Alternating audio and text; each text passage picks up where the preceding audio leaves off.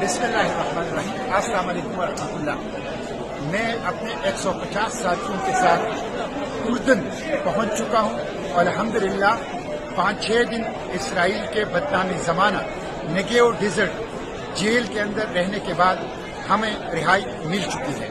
اس دوران ہمارے ہاتھوں میں ہتھکڑیاں ڈال کے پیچھے باندھی گئی، ہمارے پاؤں میں بیڑیاں اور زنجیریں ڈال دی گئی، ہمارے آنکھوں پر پٹیاں باندھی گئی، ہمارے اوپر کتے چھوڑے گئے، ہمارے اوپر گنز رکھی گئی اور ہمیں بدترین قسم کا ٹارچر کیا گیا۔ ہم نے 3 دن بھوک ہڑتال کی اپنے مطالبات کے لیے۔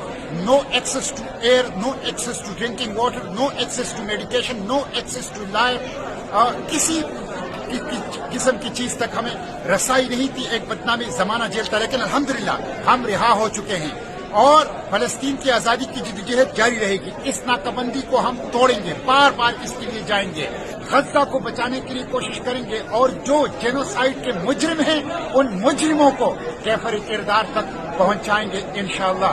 مزاحمت جاری رہے گی، اڈیالہ جیل سے اسرائیلی جیلوں تک۔ فلسطین کی آزادی کی جدوجہد جاری رہے گی اور مزاحمت کی جدوجہد انشاءاللہ جاری رہے گی۔ جلد آؤں گا پاکستان اور پوری تفصیل جو اس لوٹھیلا کی ہے اور اسرائیلی جیلوں کی ہے آپ کو بتاؤں گا، لیکن اپنی اس جدوجہد کو اقصی کی آزادی، فلسطین کی آزادی، غزہ کی آزادی تک جاری رکھیں گے۔ اسرائیل کے خاتمے تک ہماری یہ جدوجہد انشاءاللہ جاری رہے گی۔ پاکستان زندہ باد، فلسطین زندہ باد، پاک فلسطین دوستی پائندہ باد۔